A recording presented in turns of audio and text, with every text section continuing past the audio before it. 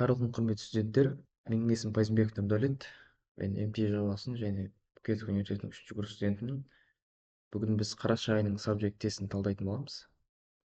Биз энди келебиз. Биринчи сурак. Замандастары Кудайдын камчысы деп атаган он көсемі. Бизде Флавий Аэци эмес, ол бизде Римдин кол башчысы деп айтууга болот. Ол 395 пен 450 жылдар аралыгында кызмет этти. Ал одан кийин 476 жылы Рим империясынын кулоосуна өзүнүн септигин тийгизген Герман тайпасынын башчысы. Ал бизде Ругила бул Римдин акыны, турушу бизде Атила. Атила 451 жылы Каталон даласындагы шайкаста римдиктер жеңген болот. Негизинен Римдин осулай күчтүү болуп турган агымдардын күчөйүп турган кезде 370 жылдар аралыгында 451 жылдар аралыгында Дуршов Атила. Экинчи сурак. Византия билүүчүсү Юстиниан менен сәттүү келиссөз жүргүзгөн эл. Негизинен кыймак каганатын сызып тастайбыз. Себеби бул жанагы угуз бен 11-асыр кийде 8-асыр деп айтат. Асыр аралыгында өмүр сүргөн мемлекет солтүстүк чыгыс Казакстан, Алакөл маңы, Казакстан солтүстүк чыгысында өмүр сүрүп, негизинен одан кийин Кытай түрк каганатынын чыгысына көрсөтүп, Үндүстан сыптайбыз. Түрк каганаты Туршов. Түрк каганаты 552 жылдан 603 жылдар аралыгында Орто Азиянын, Казакстан жерин бийлик этти. Негизинен ирандык Сасанилерге каршы Византия менен келишип жүргөн негизи түрк каганаты. 568 жылы билетиңериңиздей Византиядан Манихеятта элчи келет. Өз ара келишсөздөр жүргүзүлөт деп айтууга болот. Бизде түрк каганаты. Так, үчүнчү сурак. Орто гасырлык феодал сатыга кирмеди. Бизде граф, герцог барлыгы бул сатыга кирген. Бизде сатыга кирмеген шаруалар, яғни өзү атайып тургандай, эң төменги саты рыцарь болсо, онун астында кирмейтин бизде шаруалар. Шаруалар негизинен коомдогу эң төмен таптын кызметчилери болду. Эми жогорудагы феодал сатыга киретиндер негизинен кызмет аткарат. Башканда айткандары сиз, сондуктан феодал сатыга кирмейт. Туршап шаруа. Бизде 4-чү сурак. Америка курулгандагы жергиликтүү калкты үндүстөр деп атаган саякатчы. Негизинен саякатчылардын биз кай жака барганын билетін болсок, негизи Фернан Магеллан бизде бул эң алгач дүйнө жүзүн айналып өткөн саякатчы. Португалия, Испания жактан Европадан чыгып, батыска карай жүзүп, Тындык мухитин айналып, биринчи Атланттан өтүп, Панама мемлекеттеринин арасынан өтүп, ошолой айналып барып, Үндүстан азыркы Филиппин аралдары чыгасына келип, кемеси менен келет. Негизи жергиликтүү согуштарда жергиликтүү тайпалар менен кактыксызда кайтыс болот Фернан Магеллан, сондуктан Фернан Магеллан биз сыптайбыз. Башка Гамма эмес, 1498 жылы Үндүстандын чыгысынан келген саякатчы, яғни ал Педро Кабрал, бул 15 жылы Бразилиядан ачкан. Туршабы Колумб, ол бээрине белгилүү деп ойлойм. 1492 жылы Америкадан ашып, 1504 жыл аралыгында 4 жук экспедиция жасайт, кемемен. Бизде Туршабы Колумб түстөр деп аталган саякатчы Колумб негизинен 1789 жылы Француз революциясынын басты саясий жетистиги негизинен абсолюттук монархиянын кулабы орун алды. Туршабы Бурбондар әулетинин бийликке келүүгө, империянын кайта орногуу деген болсо, империянын кайта орногуу 1704-те Наполеон жарыялаганын айтууга болот. Феодал жүйөнүн орногуу дурус эмес, керісинче феодалдык жүйөнүн кыйрауына келди. Яғни капиталисттик мемлекет. Абсолюттук монархиянын кулабы, феодалдык жүйөнүн кулабы, бул капиталисттик катнашдарга өндірістің жаңа өндіріс орындарының ашылуына септігін тигізді. және феодалдық ол кезде жер бүкіл байлықты құраған феодалдық жүйеде жер болса, енді бізде жер емес, жаңағы капиталистік жүйе, сауда, креативті кім ойлайды сол алдыға шығатын кезең болды. Сол 1789 жылы 14 шілдедегі бастилия қамалының алынуымен революциясы басты саяси жетістік болды. және осы революциядан кейін бізде Еуропада абсолюттік монархияны құлайтын жаңағы оқиғалар, мемлекеттер көптеп бастай бастады. Негізінен капиталистік қатынастар қазіргі жүйедегідей республика деген секілді ұғымдар осы 18 ғасырдың аяғындағы Еуропаның мемлекеттерінен басталды деп айтуға болады. Алтыншы сұрақ: 1813 жылы лечит түбіндегі шайқастың нәтижесінде бізде француз әскерлері ағылшын француз флотын талқандады. Дұрыс емес. итальян тәуелсіздігін күресі сәтсіз болды. бұл жауап дұрыс емес. бізде дұрыс жауап: француз әскері еуропалық одақтас әскеріне жеңілді. одақтастар жаңағы лейпциг түбіндегі шайқас, халықтар шайқасы өтеді. Ресей, Швеция мемлекеттерінің қарама қарсы осы француз әскері соғысты, яғни негізінен Наполеон осыларға қарсы. ал осы соғыста француз әскері еуропалық одақтастар Ресей, Швециядан ағылшындардың әскерінен жеңілген болатын. бізде дұрыс жауабы Д. француз әскері еуропалық одақтастар әскерінен жеңілді. Жетінші сұрақ: ағылшын капиталистерінің Қытай нарығын жаулап алу үшін жүрген саясаты. ұзақ күшпен ашу бізде дұрыс емес. темір мүліктер саясаты деген саясат болған жоқ. жауапкершілік саясат бұл Жапонияға тиесілі саясат. дұрыс жауап: апин соғыстары. негізінен апиннің бірінші соғысы 1839 бен 42 жылдар аралығында болды. 1841-42 жылдары Нанкин келісімінің нәтижесінде ағылшындар өзінің былайша айтқанда тауарларын, өзінің сауда саттыққа арналған өз тауарларын осы келісімнен кейін Қытай нарығына әкелетін болды. сондықтан Қытай нарығын жаулап алу үшін жүрген саясат негізі апин соғыстары. Қытайлықтың басшылары себебі осының нәтижесінде ағылшындар капиталистері өзінің нашасымен, апиынмен Қытай басшылығын өзіне тәуелді қылып қойды деп айтуға болады. дұрыс жауабы бізде апин соғыстары. Бізде 8-ші сұраққа келетін болсақ, дәрігерлік ғылым канон еңбегінің авторы. негізінен дәрігерлік деген кезде медицинаны айтқан кезде біз ибн сина, авиценна деп айтады. негізінен ибн синаны айтуға болады. бұл бізде 980 жылы туған. Әл-Хорезми бұл әл-Жабр еңбегінің аты, алгебраның атасы деп айтады. Әбрахам Бируни географ, картограф, ең алғаш глобус жасағандардың бірі деп айтады. Әлішер Науаи бұл бізде 15-ші ғасырда өмір сүрген ақын. дұрыс жауабы Әбу Наср ибн Сина. бұл еңбегі 600 жылға жуық Еуропада медицина университеттерінде, медициналық орталықтарда өзінің еңбегі 600 жыл бойы жұмыс жасады деп айтуға болады. яғни осы Авиценнаның еңбегінің арқасында медицина ғылымы дамыды. 9-ші сұрақ: 20 ғасырдың басында Сирия мен Ливан елдерінің көтерілісі бағытталды. Негізінен Ресей емес, Ресей бізде Сирияның Ливияға қатысы жоқ, оны тастаймыз. Италия, Ливан емес, бұл Ливия мемлекетінің жаңағы отарлаған болатын. Италия Ливия мемлекетінің отарлаған болатын. Англия болса бізде Ирак пен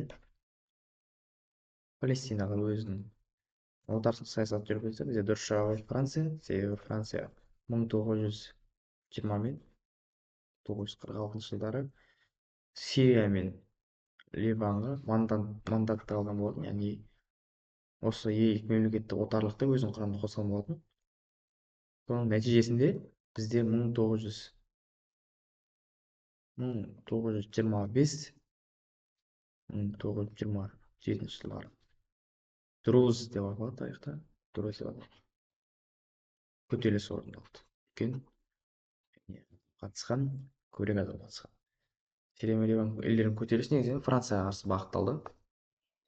Так, 10-шы сұрақ бізде 20 ғасырдың басында Үндістан ұлттық конгресінің жетекшісі және рухани көшбасшысы деген кезде, негізінен рухани деген сөзді оқыған кезде бізге Махатма Ганди еске түсу керек. Себебі Үндістанның рухани көшбасшысы Махатма Ганди болып табылады. Бухотто бұндай тұлғаның аттары ұлттық конгреске қатысы жоқ. Зардари бұл кейіннен Үндістанның премьер-министрі болған Гандиге қатысы бар адам. Одан кейін бізде Махатма Ганди негізінен 1915 жылы Үндістанға қайтып келеді. Үндістанға қайтып оралады. 1919 жылы жаңағы сатьяграха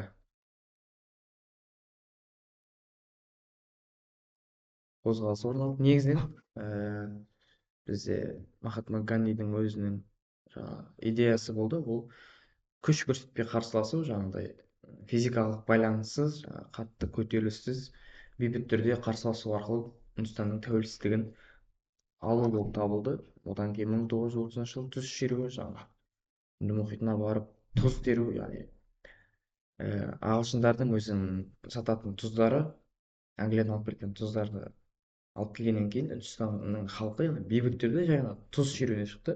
Тұздың бәрін өздері өндіріп, өздері сатқаннан кейін Англияның жаңағы өздерінің саудасына зиян тигізгеннен кейін бізде Махатма Ганди түрмеге жабылды. Негізінен бұл физикалық байланыс атыс шабыссыз бейбіт шеру болатын, бірақ соның өзінде Англияға сол арқылы өздерінің мықты халық екенін, яғни Үндістанның да жалпы құқығы бар екенін көрсете алды. Бұл бізде 1930 жылы Махатма Гандидің ұйымдастырған тұз шеруі деп аталады. Одан кейін негізінен 1947 жылы Үндістан өз тәуелсіздігін алды. Кейіннен Пәкістан болып бөлінді. Одан кейін Бангладеш шықты. Негізінен қазір дұрыс жауабы Махатма Ганди. 11-ші сұрақ. 20 ғасырдың бірінші жартысында Қытай компартиясының бағдарламасы. Негізінен білеміз, біз коммунистік мемлекеттерде ең алғашқы өздерінің бағдарламасы бұл аграрлық революцияны жүргізу. Мысалы бізде де ұжымдастыру өтеді қазақстан тарихында, ұжымдастыруда жаңағы малдардың барын тартып алып, яғни мал шаруашылығы емес, егіншілікке көшу, жаңағы отырыс шаруашылыққа көшу, кейіннен жаңағы тың игеру секілді бағдарламалар біздің кеңес одағындағы бұл аграрлық революцияның да бір бөлігі. Бізде қаржылық революция негізі 1949 жылдардан басталды. Капитал қойысты, ұлттық банктерді құруды 49 жылдардан басталды. Ұлттық капиталға қолдау көрсету дегенде коммунистік мемлекеттер болғаннан кейін, яғни капиталистік мемлекеттер сияқты ұлттық капитал қолдау көрсету оған түпкілікті, яғни көп мөлшерде ақша жинау секілді идеялар аз болды деп айтуға болады. Бізде дұрыс жауабы аграрлық революцияны жүргізу. Негізінен Қытай компартиясы 1927 мен 37 жылдар аралығында аграрлық революцияны бүкіл Мао Цзедунның нұсқауымен аграрлық революцияны жүргізді, бірақ оның нәтижесі көбінде дұрыс бола қойды, яғни нәтижелі бола қойды деп айта алмаймыз. Көбінде халық қырылды, ашаршылық та болды деп айтуға болады. 12-ші сұрақ. Бірінші дүниежүзілік соғысында Испания экономикасының көтеруіне әсер еткен фактор. Негізінен әсер еткен фактор бізде үштік одақ 1882 жылы құрылды. Оның құрамында кейіннен Түркия қосылды, Болгария қосылды. Негізінен Германия сор болды, Антантта Ресей, Франция, Англия мемлекеттері болды. 4 одақтарға қатысып, негізінен соғыста бейтарап бағып ұстануы жаңағыдай 1914 пен 1918 жылы бейтарап бағынып ұстағаннан кейін бұл Еуропаның мемлекеттеріне жаңағы көмір дегенде соғыста қолданатын құралдарды жағуға, ертуге арналған отын сату арқылы,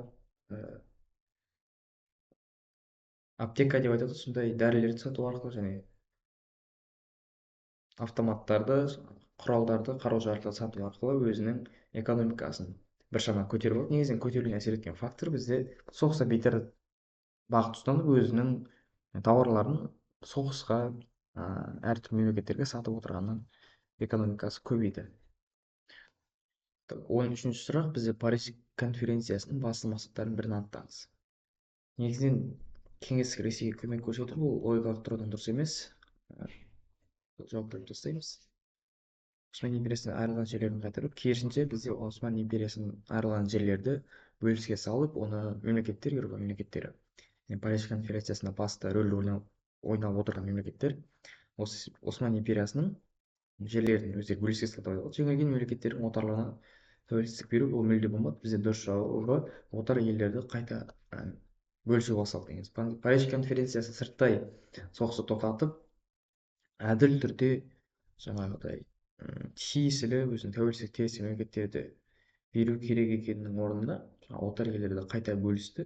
Содан кейін жаңағы гитлердің шығу екінші дүниежүзілік соғыстың басталуы осы отар елдердің дұрыс бөліспегеннің нәтижесінде болды. Неліктен? Себебі Франция, Англия, Ресей мемлекеттері жаңағы еуропадағы мемлекеттер бөліске салып алды, яғни дүниежүзілік отарлықтардың өздері бөліске алып алды.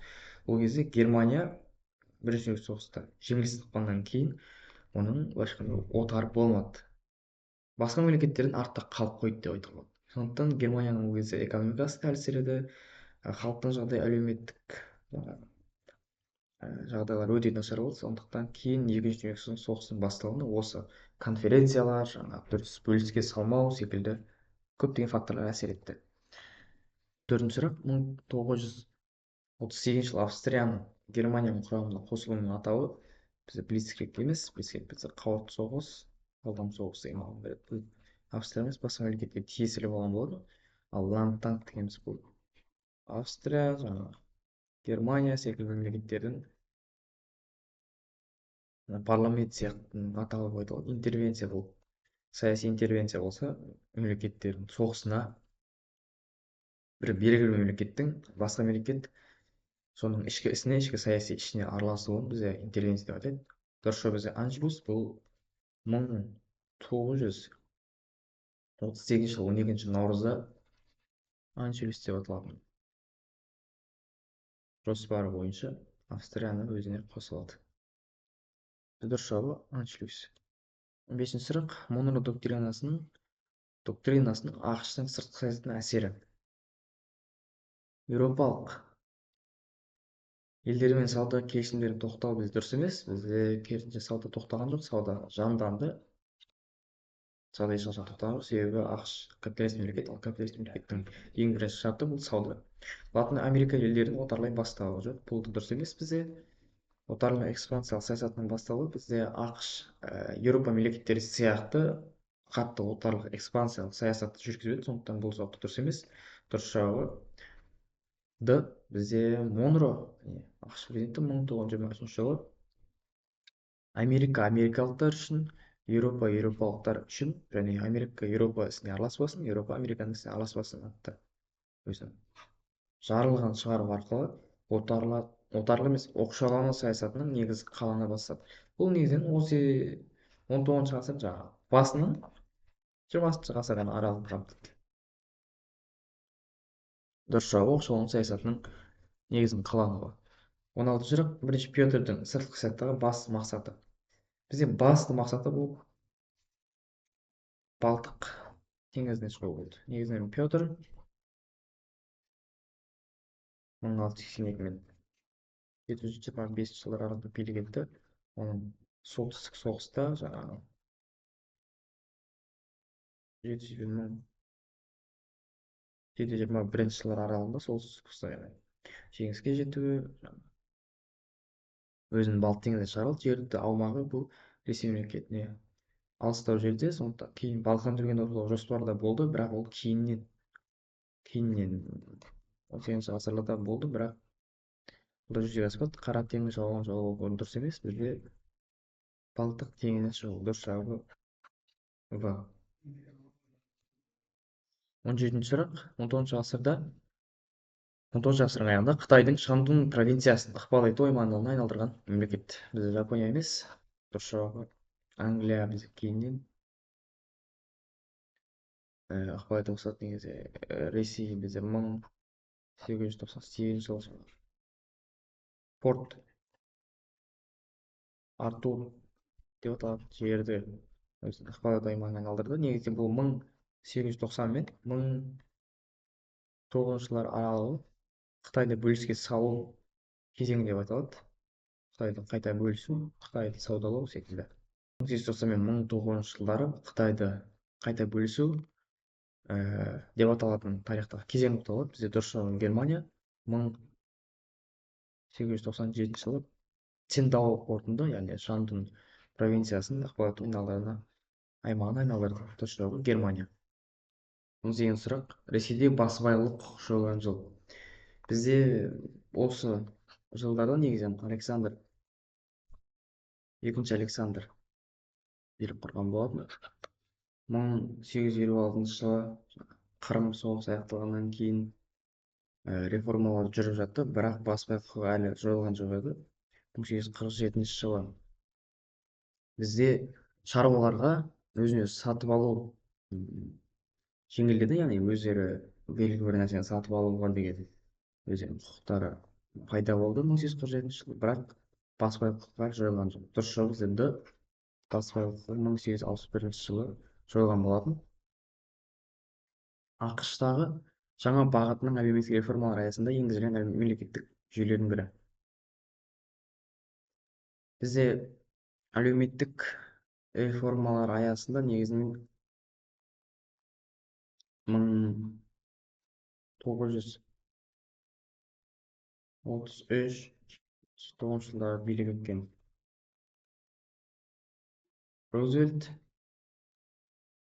оның жаңа бағыт идеясының нәтижесінде 1935 жылы қарттарға зейнетақы беру және мүгедектерге көмек көрсету, жұмысшыларға жұмыс тауып беру секілді әлеуметтік реформалар жүргізілді. Бізде дұрыс жауабы өнеркәсіп қалпына келтіру, ол экономикаға қатысты жүйе, экономикалық реформалар деп аталады. Банктік жүйе дегенді қысқартып, ол экономикалық бағытқа кетті. Сондықтан әлеуметтік реформалар аясында жасалған жаңағыдай мемлекеттік жүйелерде мүгедектерге көмек көрсету, қарттарға зейнетақы беру және жұмыссыздарға жұмыс ұйымдастыру секілді реформалар жүргізілген.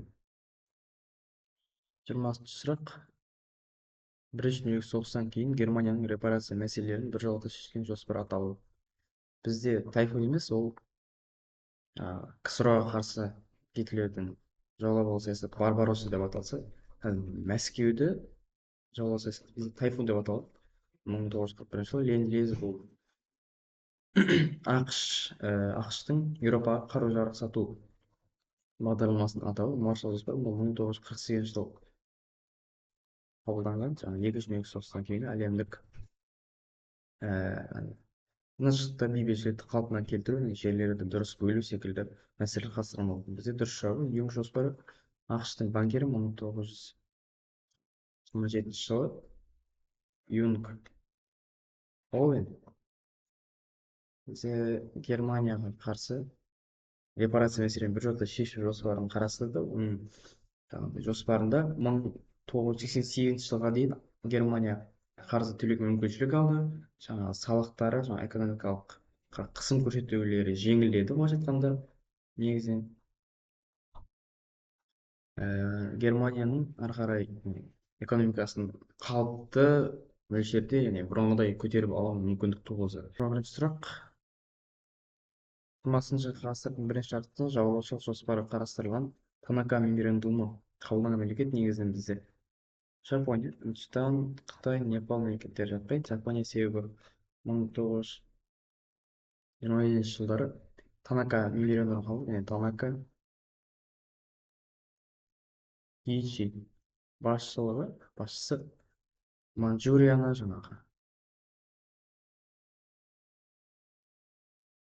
Қытай мемлекеттерін жаулап алуға жоспар құрған болатын. Танаканың айтуы бойынша осы жоспар арқылы бірінші Манчжурияны жаулаймыз, одан кейін Қытайға көшеміз, одан кейін бүкіл Азияны өзіміздің астымызға қаратамыз деген жоспар болатын. Жаулаушылық экспансиялық саясаттың жоспары. 22-ші сұрақ. Екінші дүниежүзілік соғыс кезінде Германияның Ұлыбритания қалаларын талқанауды қолданған тәсілі.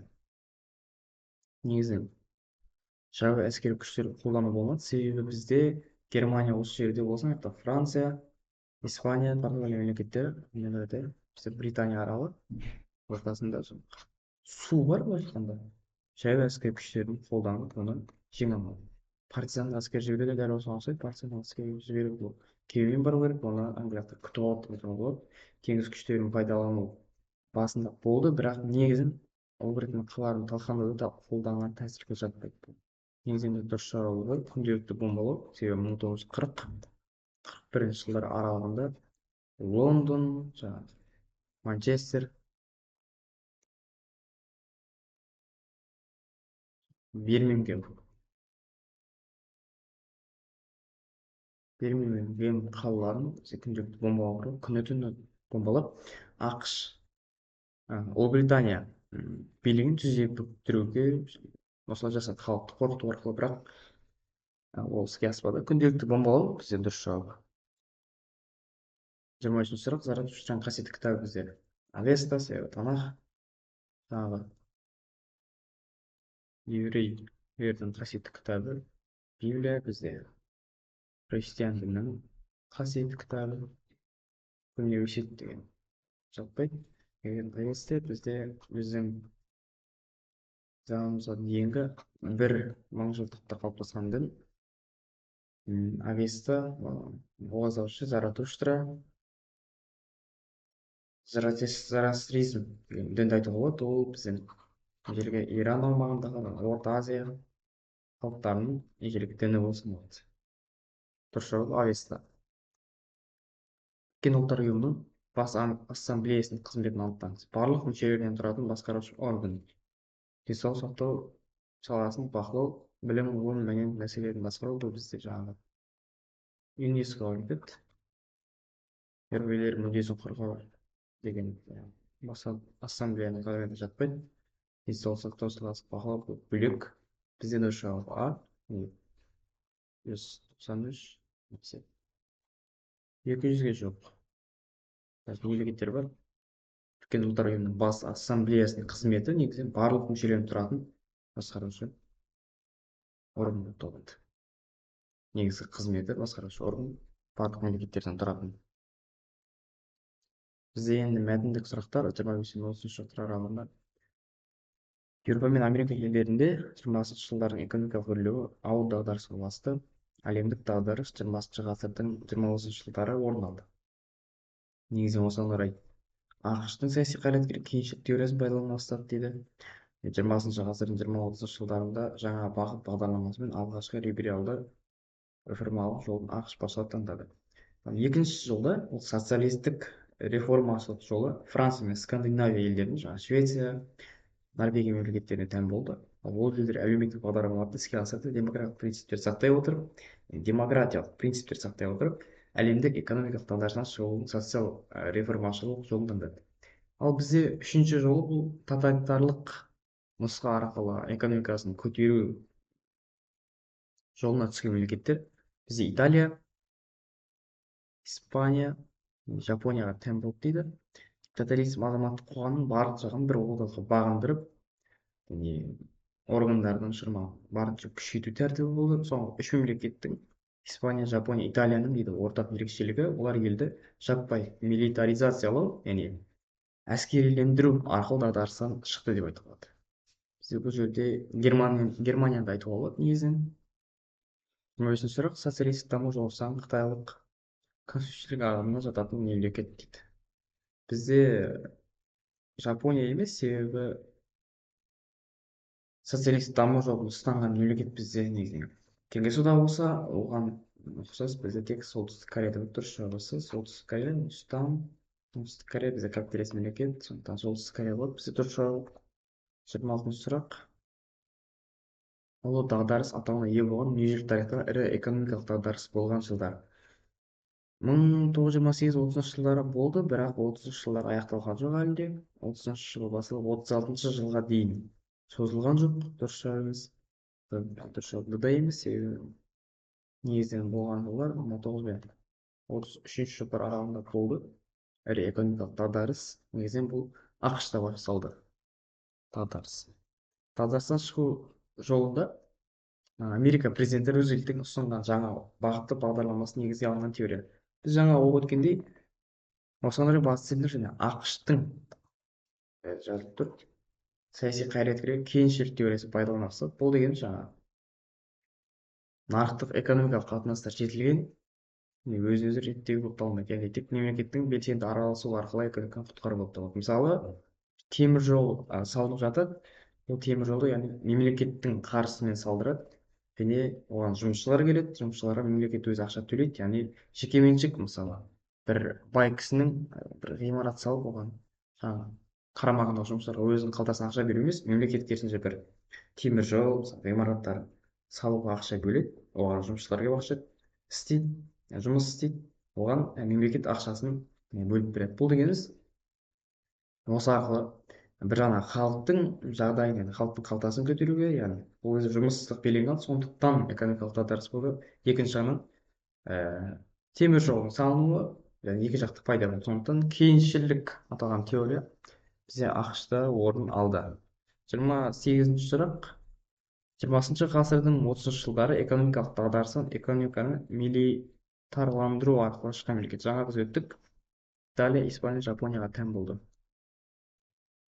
ақш емес, Франция емес, бізде дұрыс жауабы Жапония. Жапония мемлекеті әскерилендіру арқылы, жаңа айтқандай, Манчжурияны басып алу арқылы деген секілді, одан кейін Қытайға көшу, одан кейін Азияны түгелдей жаулап алу секілді өзінің жоспарлары болды, бірақ іске асып кеткенде әскери арқылы экономикасын бірақ біршама көтерді деп айтуға болады. 29-ші сұрақ. Дағдарыс жылдарында бір партиялы бюрократиялық басшы топ елді саяси және мемлекеттік басқаруды тұтастырып қолға алған мемлекет. Негізінен Францияны қарайтын болсақ, бізде Франция не дейді? Скандинавия мен Франция елдеріне социал реформашылық жол таңдады. Яғни бұл демократиялық принциптерді сақтай отырып, яғни демократияның бір партиялы жүйе, бұл бір нәрсе емес. Сондықтан бізде Францияны өшіріп тастаймыз. Және ақш жаңағыдай өткенде кейіншілік теориясы арқылы бұл бюрократиялық бір партиялы басшы, яғни бір топ бүкіл саясатты қолына ұстамайды, ол дұрыс емес. Сондықтан Англия, ақш, Францияны сызып тастаймыз. Бізде дұрыс жауабы А, Германия. Яғни 30-ші сұрақ. Францияның дағдарыстан шығуына мүмкіндік берген іс-шара. Бізде осы жерде жазылып тұр, ол елдер әлеуметтік бағдарламаларды іске асырды, демократиялық принциптер сақтай отырып, әлемдік экономикалық дағдарыстан шығудың социал реформашылық жолын таңдады. Әлеуметтік бағдарламаларды іске асырды. Мына жерде Франция еңбек майдандарын құру дұрыс емес, мемлекеттік шығындарды қысқарту дұрыс емес, кең ауқымды жекешелендіру дұрыс емес. Себебі бізде Францияда социал реформашылық жол таңдап тұр, ал жекешелендіру оған қарама қарсы ұғым. Сондықтан бізде дұрыс жауабы кеңінен жүргізілген әлеуметтік бағдарламалар болып табылады. 31-ші сұрақ. Оқиғаларда болған уақытымен сәйкестендіріңіз. Қырым соғысы болған уақыт бізде 1830-1870 жылдарды алып тастаймыз. Ол жылдар сәйкес келмейді. Бізде 1870 пен 71 жылдары жаңағы бір-ақ жылдық Франко мен Франция мен Пруссия арасындағы Франко-Прусс соғысы орын алды. 1850-64 жылы болды жаңағы. Қытайда тайпиндер көтерілісі. Бізде дұрыс жауабы А, 1850-56 жылдары Қырым соғысында жаңағы Осман империясы мен Ресейге арасы соғыс болған болатын. Қытайдағы тайпиндер көтерілісі негізінен жаңа айтып өттім, 1850 мен 64 жылдар аралығында болды. Көтерілісте 20 миллионға жуық адам қайтыс болды. Негізінен 14 жылға созылған көтерілістің нәтижесінде, яғни көтеріліс бастаушы кейіннен басшы болып сайланды, бірақ ол да өзінің әрекетін ары қарай дұрыс атқара алмады деп айтуға болады. Қырым соғысы дұрыс жауабы 1850 мен 14 жыл аралығында Қытайда тайпиндер көтерілісі орын алды. 32-ші сұрақ. КСРО-ның мемлекет басшылары және олардың жүргізген ішкі саясатын сәйкестендіріңіз. Негізінен Брежнев басшылығы кезінде жүргізілген реформа атауы бізде тың игеру емес, бұл Хрущевке тән реформа, қайта құру, бұл кейіннен болды. Ұжымдастыру жаңағы 1930 жылдары болған реформаның атауы. Бізде дұрыс жауабы Косыгин реформасы. Бұл кезде бізде кәсіп орындарға жаңағыдай жеңілдіктер беру, өздері сауда жүргізуге жеңілдіктер беру, яғни коммунистік идеологияны енді алып бастаған сәттер осы жерден басталады, осы реформалардан. хрущев басшылығы кезінде жаңағы тың игеру жаңағы 40 миллионға жуық жер игерілді. Бұл Қазақстан, Сібір, Орал аймақтары, Орта Азияда көптеген аймақтарға, солтүстік аймақтарға, көбіне солтүстік қаланың бойына тың игеру жүргізілді. Соның нәтижесінде 40 миллионға жуық гектар жер игерілгеннен кейін, жер жыртылғаннан кейін бізде негізінен қазақтың дәстүрлі шаруашылығы егінші емес, мал шаруашылығы болғандықтан көптеген малдар жердің жыртылғаннан не жоқ, шөп жоқ. Сондықтан көп мал қырылып тастады. Нәтижесінде тек мал қырылу болды, жер жыртылып, бұл экологиялық жаңағы апаттарға алып келді. Бізде дұрыс жауабы А және F жауаптары. 33-ші сұрақ: 20 ғасырдың бірінші жартысында Еуропада құрылған үкімет республика атауларын құрған елдермен байланыс сәйкестендіріңіз. 1936 жылы бізде Францияда құрылған үкімет атауы Веймар болды. Немістерге байланысты. Рейх емес, бірлік емес, дұрыс жауап халықтық майдан. Ол кезде Леон Блюм халықтық майдан үкіметінің басшысы болды. Ал 1990 жылы Германияда құрылған республика атауы бұл бізде Веймар республикасы. Кейіннен 1933 жылдары Гитлердің бастауымен бұл республиканың атауы өзгеріп, бір партиялы жүйе орнап, тоталитарлық мемлекетке айналады. Енді халық майдан Леон Блюм деп айттық. Рейх ұлттық билік түземіз, бізде дұрыс жауабы Б және Е жауаптары. Төменде берілген терминдер бойынша сәйкестендіріңіз. Негізінен 40 бақ созылу ақш-тың екінші дүниежүзілік соғыстан кейін Еуропа елдеріне көмек көрсету бағдарламасына жатпайды. Бұл бөлек. Бізде әлемдегі екі саяси жүйедегі аса ірі мемлекеттер ксро ақш арасында бағытталған саясат және олардың негізін қалаған әскери саяси блоктар арасында қарама қайшылыққа негізделген жүйе. Элементтарға монотекрин алматағы императивтік тәуелсіздік беру, бұлардың ешқайсысы жауапқа кірмейді. Негізінен 40 созылу әлемдегі екі саяси жүйе ксро ақш арасында бағытталған саясат, яғни жатқанда НАТО мен қарсы Варшава шарт деп қойып, және басты мемлекеттермен шығыстағы ксро-ның шекаралас кішкентай мемлекеттер арасындағы бағытталған саясат. Негізінен ксро мен ақш арасындағы коммунизм мен капиталистік екі идеологияның қарама қайшылығын негізделген жүйе деп айтуға болады. Маршалл жоспары бұл дұрыс жауап Е. Бізде ақш-тың екінші дүниежүзілік соғыстан кейін Еуропа елдеріне көмек көрсету бағдарламасы. Бұл бізде екінші дүниежүзілік соғыс аяқталғаннан кейін 1948 мен 1952 жылдар аралығында болды. Негізінен ақш Еуропа мемлекеттеріне 13 миллиард доллар берген болды. Соның нәтижесінде батыстың Еуропа мемлекеттері өзінің экономикасын тұрақтандырып алды. Соғыстан кейін әлсіреген мемлекеттер, батыс Еуропа мемлекеттері өздерінің экономикалық тұрақтығын жаңағыдай қолға алды. Осы Маршалл жоспарының нәтижесінде. 35-ші сұрақ: оқиғаларда болған уақытымен сәйкестендіріңіз. Негізінен Иранға шахқа қарсы революция бұл бізде 82-81 жылдары болған жоқ, 1979 жылы болды. Бұл дегеніміз шах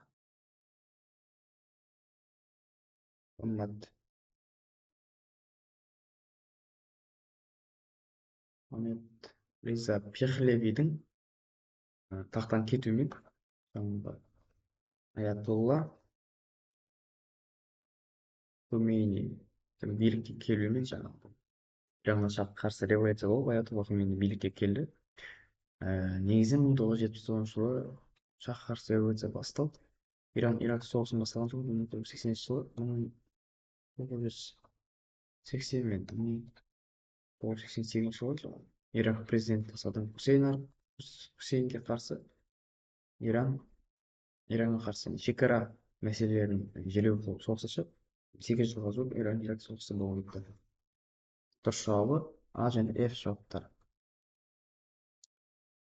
Жаңа заман кезеңінің батыс елдерінің ерекшеліктері. Негізінен батыс елдерінде жаңа заманда ерекшеліктер феодалдық қоғамның үстем болуын сызып тастаймыз. Себебі жаңа айтқандай Француз революциясы орын кейін феодалдық жүйеде күйре бастамай қалуы, яғни бұл жаңа заманға кетеді. Сондықтан барлық еуропалық елдерде республикалық жүйенің жоқ, барлық еуропа елдерінде республикалық жүйе орнаған жоқ, сондықтан сөйтіп бастаймыз. Дәстүрлі қоғамдық жүйемен өмір сүру бұл біз дұрыс емес. Негізінен алғашқы рет буржуазиялық революцияның болуы бұл дұрыс, яғни бағанағыдай 1789 жылы айтып өткендей Францияда революцияның болуы, индустриалдық қоғамның пайда болуы бұл бізде дұрыс. Индустриалды феодалдық қоғамнан капиталистік және индустриалдық қоғамға өту кезеңі болып жатты, және өнеркәсіп төңкерісі оны алғашқы Англиядағы паровоздар, мәшинелер, техниканың даму өнеркәсіп төңкерісінің орнауы. Сондықтан дұрыс жауап бізде А, Б, С жауаптары бізде дұрыс. Бірінші дүниежүзілік соғыс кезінде майданда болған шайқастар. Батыс майданда болған шайқастар бізде Курск, Галиция, Курск, Сталинград бұл шығыс майданда болды. Шығыс енді кеңес одағына жақын аймақта болған, сондықтан бұлар саналмайды. Бізге Пулатия түбіндегі шайқас деп басқа кезеңді айтуға болады. Бізде дұрыс емес. Сондықтан дұрыс жауап бізде Верден мен Днепр. Бізде Верден және Днепр болып табылады. Себебі Верден қырғын деп айтылады. Осы соғыста көптеген әскерлер қаза тапты, және Днепр бойында жаңағы немістердің ал ең алғаш химиялық қаруды қолданған кезі осы шайқас еді. Сондықтан дұрыс жауабы бізде Д және Е жауаптары. Д және Ф жауаптары. 38-ші сұрақ. Ресейде 1917 жылы құрылған қос өкімет атауы. Негізі 1917 жылы біз білеміз, жаңағыдай қос өкімет, яғни екі өкімет орнады. Күлесе кеңестер одағы дұрыс емес. Ұлттар комитеті, ұлттар кеңесі бұлардың сұраққа қатысы жоқ. Бізде дұрыс жауабы уақытша үкімет болды. Уақытша үкімет жаңағы ақтар деп айтуға болады, ақтар мен қыздар соғысы, азамат соғыстары. Одан кейін бізде жұмысшы депутаттар кезеңі. Жұмысшы депутаттар кезеңі қызылдар коммунистік большевиктерді жұмысшы депутаттар кеңесі құрылса бір үкімет, ал келесі бір үкімет жаңағы ақтар уақытша үкімет патшаны қайтадан сайлауды қолдайтындар деп айтуға болады. Бұл яғни капиталистер дәстүрлі жаңағы патша үкіметі, Ресейдің патшалық үкіметін қолдайтындар. Осы қос үкімет орнаған кезең. 30-шы сұрақ. Иранның Исфахан қаласында орналасқан тамаша архитектуралық сәулет өнерінің көрініс болып табылатын сарай атауы. Бізде аспан храмы бұл бізде Қытайда орналасқан. Сондықтан Иранға қатысы жоқ. Тәж-Махал жер-бетінде Үндістандағы 7 кереметтің бірі. Бүгін сарайы, Топкапы, Поталы бар. Жобасы келмейді, сондықтан дұрыс жауабы Сотун, Иранның Исфахан қаласында орналасқан озық сәулет өнерінің көрінісі болып табылады. 40-шы сұрақ. Соңғы сұрақ. Қызметі білім беру, ғылым, мәдениет, коммуникация және ақпарат арқылы бейбітшілікті нығайту, мәдениетаралық диалогқа жету болып табылатын ұйым атауы. Бұл бізде ЮНЕСКО, яғни мәдениетаралық топтар. ЮНЕСКО. Себебі нафта, бұл солтүстік америкалық сауда келісім ұйымы, ОПЕК, мұнай экспорттаушы елдердің мұнай қатысушы елдердің ұйымы, бізде АПА контекст дұрыс бермеген. НАТО бұл әскери және саяси блок. Бұл мәдениетаралық коммуникация мен ақпарат ғылым мәдениетке қатысы жоқ. Сондықтан бізде дұрыс жауап ЮНЕСКО болып табылады. Олай болса, сіздерге сабақ ұнады деген үміттемін. Бұл бізде қараша айының сабжект тесті. Олай болса, аман болыңыздар, сау болыңыздар. Келесі кездескенше жақсы сау болыңыздар.